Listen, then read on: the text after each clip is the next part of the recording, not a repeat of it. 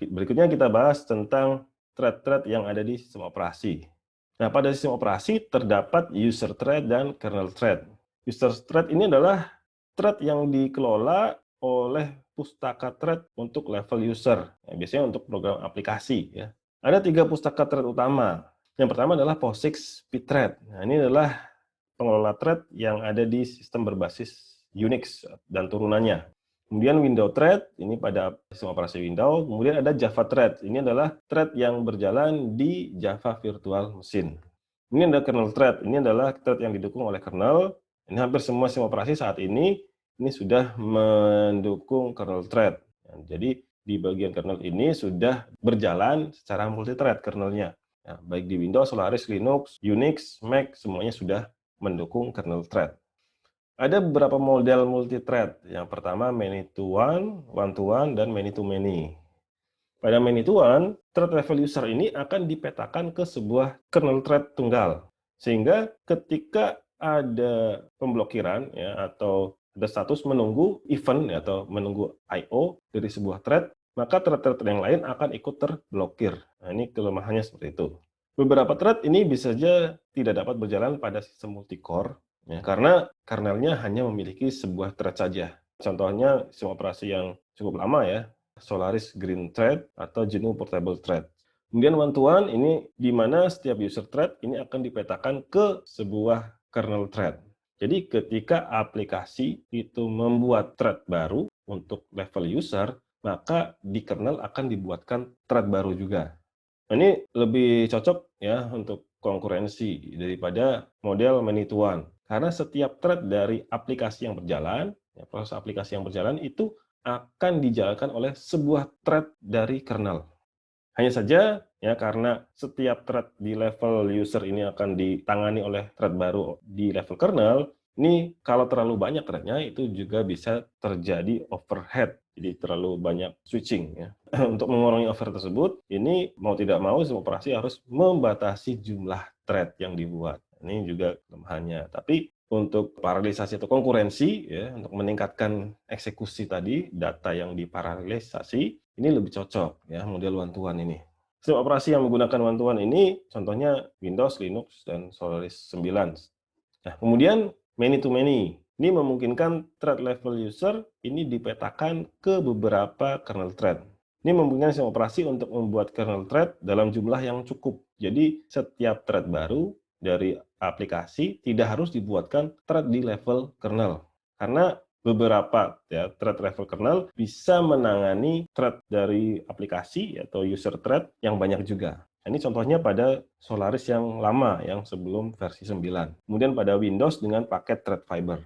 Kemudian ada thread 2 level. Nah, ini adalah gabungan dari many to many dan one to one ya. Jadi ada sebuah thread yang dibuatkan kernel thread-nya, ada juga beberapa thread dari aplikasi atau user thread yang digabungkan dan dihandle oleh beberapa kernel thread. Mirip seperti many to many. Nah, contoh sistem operasi yang menggunakan two level ini adalah iRIX, sistem operasi iRIX, SPUX, Unix, dan Solaris 8 atau yang lebih tua. Nah, sistem operasi ini menyediakan library untuk pembuatan thread, khususnya di level pemrograman.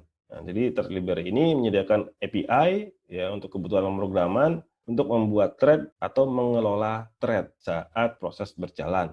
Ada dua penerapan. Yang pertama, library ini sepenuhnya berada dalam user space. Yang kedua, library tingkat kernel yang didukung oleh OS. Jadi, ada pemrograman yang library-nya hanya di level user. Ada juga library pemrograman yang ketika membuat thread, thread ini akan dihandle juga oleh kernel thread. Library yang pertama adalah pthread. Nah, ini adalah thread yang disediakan oleh sistem operasi Unix-like ya, seperti Linux, Mac, dan sebagainya. Dan Unix tentu saja. Nah, ini menyediakan library untuk user level dan kernel level atau kernel level. Jadi bisa sesuai kebutuhan ya, apakah hanya level user thread-nya atau level kernel. Library ini digunakan pada sistem POSIX menggunakan standar IEEE 1003.1C ya, untuk pembuatan dan sinkronisasi THREAD. Ini contoh penggunaan pthread pada bahasa pemrograman C ya.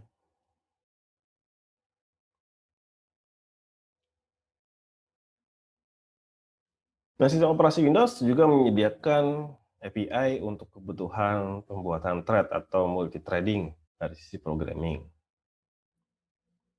Kemudian pada pemrograman Java, ini thread-nya itu dikelola oleh Java Virtual Machine. Nah, umumnya ini menggunakan thread yang disediakan oleh sistem operasi yang mendasarinya. Jadi kalau Java-nya dijalankan di Linux, maka ini aplikasinya akan menerapkan POSIX, ya, POSIX thread. Kalau dijalankan di Windows, ya menggunakan Windows thread.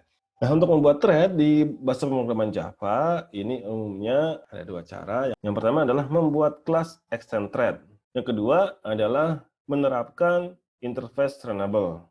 Jadi ada dua cara pembuatan thread di Java. Yang umum digunakan ini adalah menggunakan atau mengimplementasikan interface runnable. Jadi kelas yang akan menjalankan thread ini ditambahkan opsi implement runnable. Kemudian ketika akan membuat thread, yang pertama adalah menyiapkan objeknya, kemudian menjalankan objek tersebut di thread yang baru. Jadi perintah di bawah start ini akan dieksekusi langsung. Kemudian worker ini akan berjalan juga secara bersamaan dengan perintah yang ada di bawah worker titik start.